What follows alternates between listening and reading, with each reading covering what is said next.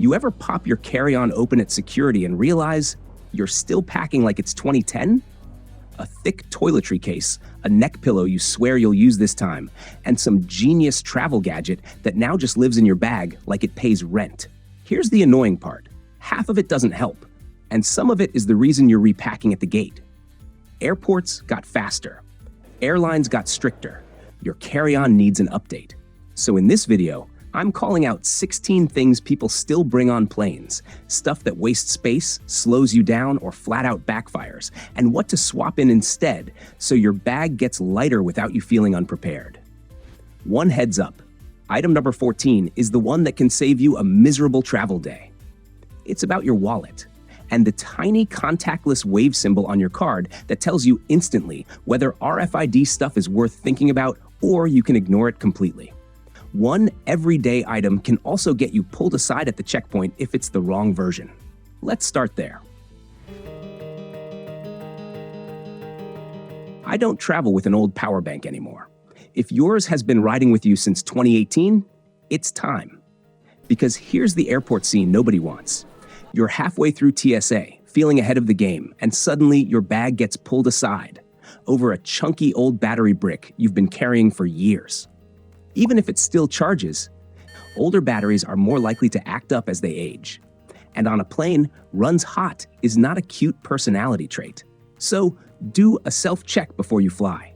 If it feels unusually warm when it's charging, if it's bulging even a little, if the casing is cracked, the port is loose, or it has that weird chemical something's off smell, don't bring it.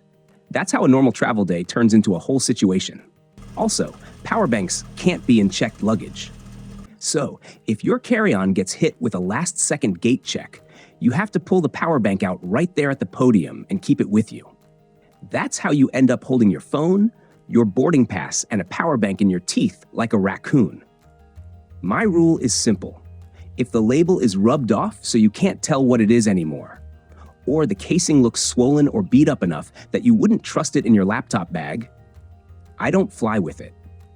I'd rather replace it at home than have TSA staring at it like it's a suspicious little brick. When you upgrade, go newer and go reputable. The newer models have protections that monitor heat and shut things down if something's off. And brands like Anchor or Belkin also make it easier to stay safe because they publish recall info when certain models get flagged, so you can check your model number or serial in 10 seconds before you pack it. Now, quick roll call. What year did you buy your current power bank? Comment the year. 2018, 2020, 2024. I need to know how many people are still traveling with an emotional support battery. And since we're already cleaning out the "this used to be fine" section of your bag, the next item is another classic that slows you down and creates drama at the worst possible moment. That leather passport cover looks so put together. Then it's your turn at the checkpoint, and you're doing hand gymnastics. One hand on your bag, one hand juggling your phone, while your organized passport suddenly needs 2 steps and a prayer. At security, you're handing over an ID. A passport works, but they need to see it clearly, and most covers mean you end up sliding it out anyway. So every time you need to show it, you're unzipping, peeling it out, trying not to drop it, then stuffing everything back in while the line keeps moving without you. What works better is giving your passport 2 homes. For the 5-minute window where you actually need it, keep it easy to grab. Jacket pocket, a quick access pocket in your personal item, or a slim sleeve that doesn't require a zipper ritual. The goal is one smooth motion. Pull it out, show it, put it away. Once you're through the checkpoint, switch to secure mode. Inside zip pocket, a small pouch inside your bigger bag, or a crossbody that stays on your body. And please don't put it in the overhead bin unless you enjoy that little spike of panic every time someone reaches for their suitcase. Coming up is the item that feels responsible when you pack it, then quietly eats half your space and convinces you to bring even more. That giant, thick toiletry case, the one that opens like a mini makeup suitcase, sounds convenient until you try to board with it. Because when the overhead bins are already filling up and you're trying to make your personal items slide under the seat, that hard little cube is what makes your bag look too full. And now you're doing the awkward shuffle at your row, trying to compress your life into a smaller shape while people wait. I brought one exactly once. It swallowed space so fast, I could feel my carry-on shrinking in real time. And it also tempts you to pack way more than you'll ever use. Stop packing your bathroom as one big chunk. Split it up. A couple of smaller pouches you can stack, flex, and move around. Keep liquids together in a small clear pouch. Keep skincare in another. Keep grooming tools separate. It's faster to grab what you need, easier to fit when your bag is tight, and if your carry-on gets gate checked, you can pull the liquid pouch out without turning your seat area into a yard sale. For the lowest effort win, put anything that can leak into a simple zip bag. It's lighter, it lays flat, and it saves you from the why is everything sticky surprise mid-flight. Skincare matters. Just don't bring your entire routine in your carry-on. And for basics like deodorant, toothpaste, shampoo, it's often easier to buy it there than carry backups. Next up is another seems smart while packing item that becomes pure inconvenience once you're actually traveling. That giant insulated water bottle you carry through security empty, then fill up inside to avoid airport prices? I respect it. That's seasoned traveler behavior. But once you finish the water, the bottle turns into pure dead weight. It stays the exact same size, it won't flex, and it hogs space in your bag like it's a second device. Then you're at your seat trying to slide your personal item under the seat. And it's the one thing that refuses to cooperate. You can squish a hoodie, you can rearrange snacks. That bottle just sits there like, good luck. The fix is easy. Use a collapsible silicone bottle for flights. Same routine. Walk it through security empty, fill it up at a fountain after the checkpoint, but when you're done, you twist it down and it becomes a little roll about the size of your fist. You get the water and you get your bag space back. This matters more than people think because travel days don't stay neat. Gate changes, tight boarding, a cramped row. Suddenly you're making quick decisions with your bag. Anything rigid makes that harder. Anything that folds gives you options. So if you love your big bottle, keep it for the car, the office, the gym. For flying, foldable just makes the whole day smoother. But hey, before you zip your bag and feel responsible, we need to talk about the heaviest, might-need-it item people still pack. The big voltage converter.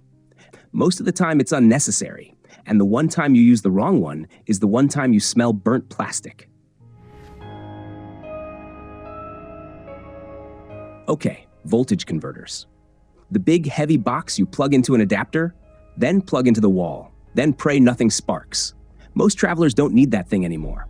It's weighty, it's awkward, and it's usually solving a problem you don't actually have. Phones, tablets, laptop chargers, most modern electronics already handle international voltage. What they need is a different plug shape, not a converter. Before you pack, glance at the tiny print on your charger.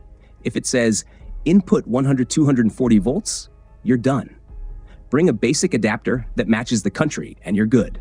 Converters are for stuff that doesn't say 100 to 240 volt, usually older hair tools or heating devices. That's why I don't pack a converter anymore. I buy the dual voltage version of the tool I actually care about. Curling iron, shaver, whatever. Because on a once-in-a-lifetime trip, I'm not trying to hunt for the perfect replacement near a hotel at night with jet lag. And if you do need a converter for a heat tool, make sure it's rated for the wattage. One more check, because this myth refuses to die. If you've ever packed a converter just to charge your phone, say it in the comments. You're not alone. So many people carry that heavy box for no reason. And while you're cutting dead weight from your bag, there's one upgrade you'll feel instantly the moment you start walking the terminal. If your suitcase still has only 2 wheels. Ever watched someone sprint for a connection, and their 2-wheel suitcase is fishtailing behind them like it's trying to escape?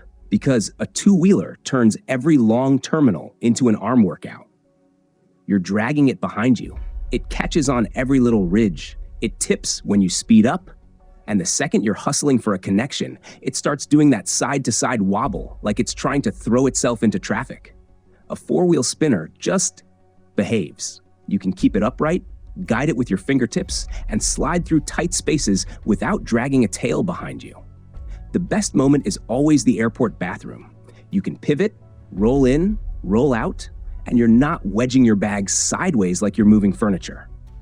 It's also way less stressful in the airplane aisle. Instead of yanking a two-wheel bag at an angle and clipping knees, a spinner can roll straight and stay close to your body. Now, I know this one can start arguments. If you do a lot of sidewalks or cobblestones, two wheels can win.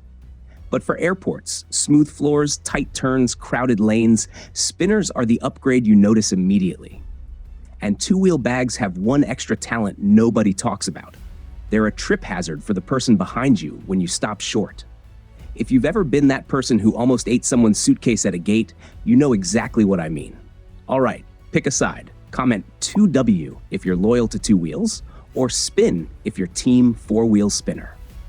And don't go anywhere, because the next looks adventurous bag choice is the one that quietly destroys your shoulder after 3 terminals and 2 connections, the soft duffel. You'll love a duffel at check-in. You'll hate it by Terminal 3. It starts off cute and easy. Then you're crossing a giant airport with a connection clock ticking, and that simple bag turns into a shoulder tax. Even the crossbody versions that swear they're ergonomic still end up swinging into your hip, sliding off your shoulder, or yanking your neck every time you speed up. And when you're rushing, you're not just walking. You're half jogging, half weaving around families. And that duffel becomes a pendulum that keeps trying to take you out. I've watched so many people drag themselves through airports like Newark and Houston with one of these, looking totally fine at the counter and absolutely defeated by the time they reach the gate. The real upgrade is wheels. A rolling duffel, or a compact rolling backpack, gives you the same carry-on flexibility without turning your shoulder into a complaint department. Let that be the overhead bin bag and keep your personal item normal. Light, close to your body, easy to handle when you're grabbing your phone or boarding pass.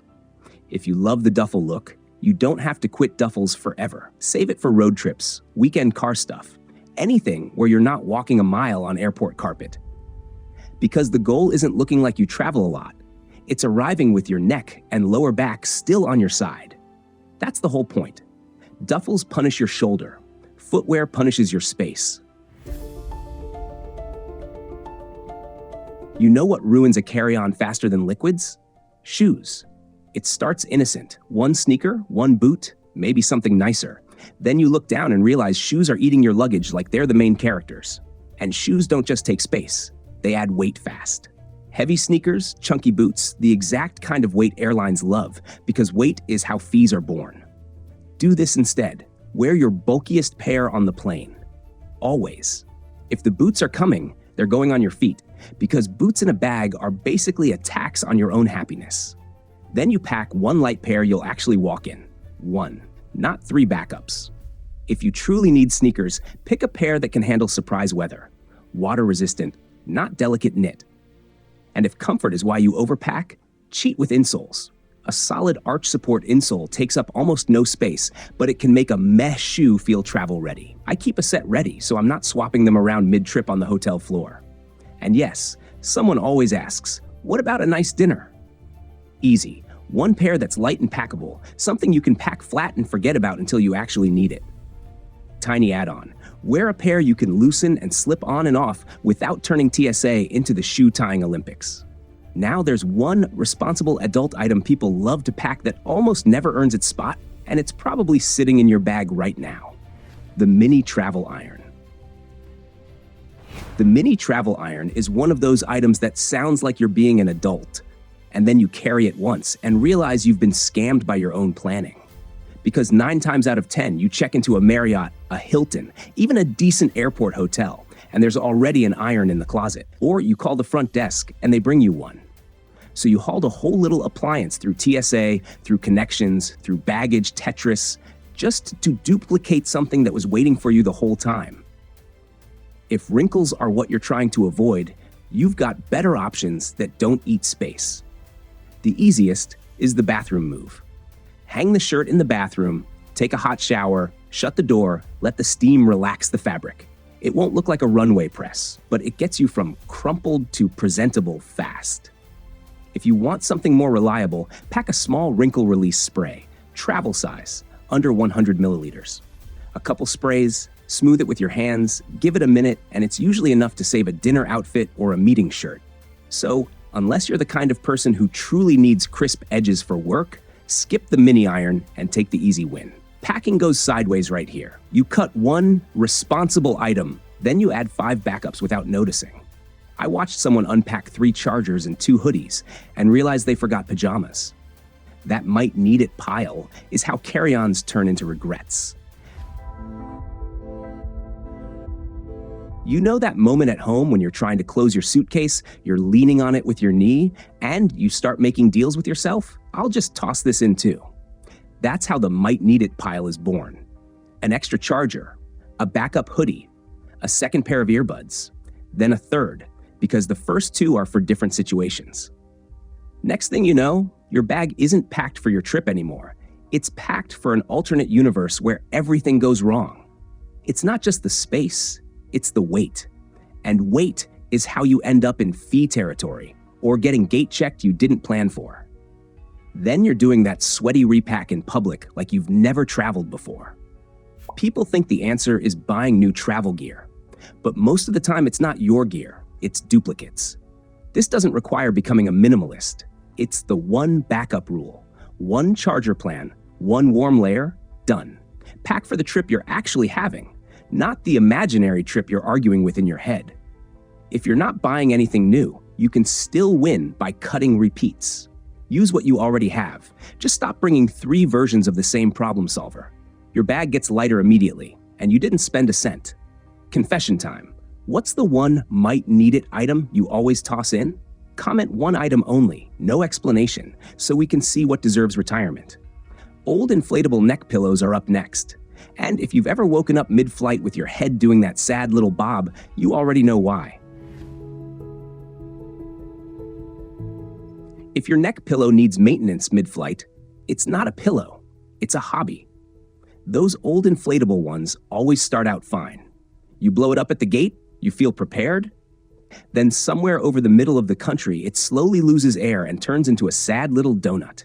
Meanwhile, your head keeps dropping forward like it's trying to headbutt your tray table. The better move now is a structured travel pillow. Think soft neck brace, not squishy pool toy.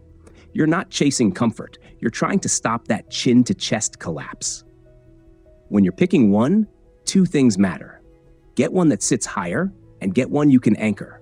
Strap, clip, something that keeps it from sliding around when you finally fall asleep. If you're a side leaner, the turtle-style pillows are great because they give your head a supported place to rest without twisting your neck into a pretzel. Keep the straps and clips in your space so you're not tugging the seat behind you, and you're good. Now picture doing a bathroom run in a cramped airplane row while you're wearing something that keeps snagging on armrests and drifting into your neighbor's seat. That's why the poncho is next. Ponchos seem like the coziest travel idea. Big, warm, effortless. On a plane, they're chaos. The fabric drapes everywhere. It catches on armrests, snags when you're grabbing your bag, and slowly migrates into your neighbor's seat space like it has its own boarding pass. And the moment you need the restroom, especially on a night flight when you're trying to squeeze past people, suddenly you're wrestling a blanket with sleeves in a row that barely fits elbows. This isn't me saying, never pack one. Bring it if you love it. Just don't wear it on the plane. What works better in the cabin is something that stays contained. A fitted sweater, or a travel wrap that sits on your shoulders without spilling everywhere. Cashmere or merino are perfect if you've got them. Warm, breathable, and they don't turn you into a walking obstacle course every time you stand up. Cozy is fine. Contained is the goal. And after this, headphones. Because bulky and wired ones have a special talent for stealing space and tangling at the worst possible moment. You ever reach for your headphones on a long flight and instantly regret everything? Your cord is somehow tied in a knot that didn't exist 5 minutes ago. It's wrapped around your seatbelt, and you're doing that awkward little elbow dance while the person next to you pretends not to watch. That's the problem with wired headphones on planes. They don't just play audio, they create friction. The cord finds the tray table hinge, the armrest lever, your hoodie zipper, and the whole setup turns into a mini project when all you wanted was peace. Over-ears are the opposite problem. No tangles, but the second you're trying to move, lean down for your bag, slide past someone in the aisle, do a restroom run, they suddenly feel huge. Still, over-ears aren't outdated. They're bulky, but if noise canceling is your top priority, they can be worth the space. Planes are loud, and a good pair can make the cabin feel way calmer. If you bring them, make it foldable plus a case, and keep them in your backpack, not hanging around your neck like a "please forget me in the seat back pocket" sign. If you want light and simple, go true wireless with noise canceling, and add a short safety lanyard. That one little strap is the difference between I fell asleep and I woke up and my earbud joined the seat cushions forever. Either way, the goal is the same: less hassle, less clutter, more calm. Fun part is what happens right after people obsess over headphones, then carry a wallet the size of a paperback. This is the one people argue about in the comments because it feels smart, but a lot of the time it's doing absolutely nothing.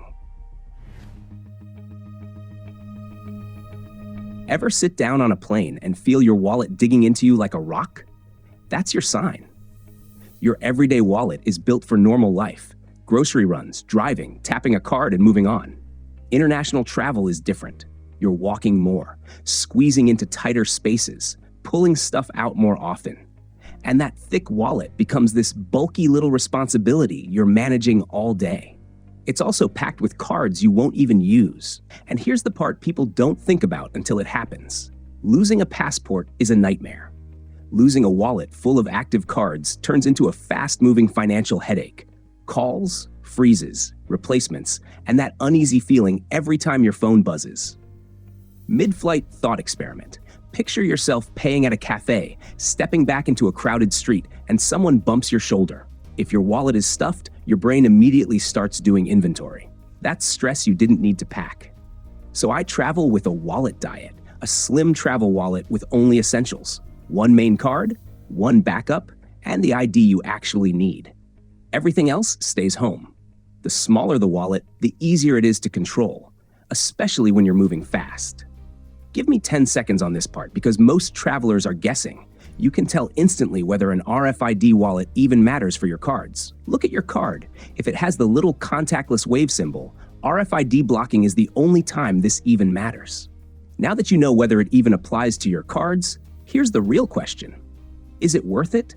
RFID wallets block contactless tap reads. A lot of consumer security folks say RFID skimming isn't super common, so treat it as peace of mind, not a must-have. It also won't protect you from magstripe skimmers or chip shimming. Different problem. If you use a card-style tracker, test the setup at home because some wallets can weaken the signal.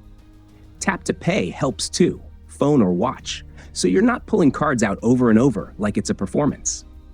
Once you slim the wallet down, a lot of people try to level up security with one move that feels smart until you see what it looks like in public. Money belts are where this gets interesting, because the hidden move can accidentally turn into a giant announcement the moment your hand goes under your shirt. Picture this. You're in a crowded tourist spot, you feel that little uh-oh moment, and you reach under your shirt for your money belt like you're doing a secret agent move. Except from the outside, it doesn't look secret. It looks like, "Hi everyone, my valuables are right here." Money belts feel safe, but they can be slow, awkward, and they pull your attention away from everything around you for way too long. That's the real problem. The moment you're fiddling with it, unzipping, digging, retucking, you're not watching your space. If you still swear by a money belt, keep it as storage, not as your working wallet. Golden rule: never open it in public. Set it up in your room, take out what you'll need for the day, and then leave it alone until you're back somewhere private. If you don't like money belts, that's fine too. The goal is the same either way. Use a carry method that stays zipped, stays close to your body, and lets you pay fast without digging around. For a lot of people, that's a front-worn crossbody or a small secure bag, but pick what you'll actually wear consistently. Inside whatever you use, keep it simple. One card you'll use, one ID, and you're moving.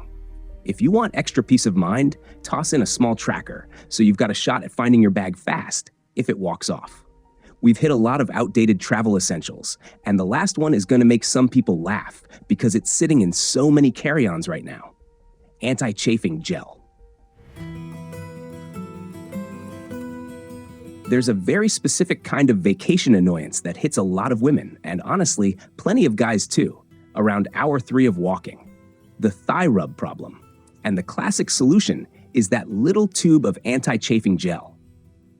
The issue is, gel turns your day into maintenance. You're reapplying, you're checking, you're hoping it doesn't get messy.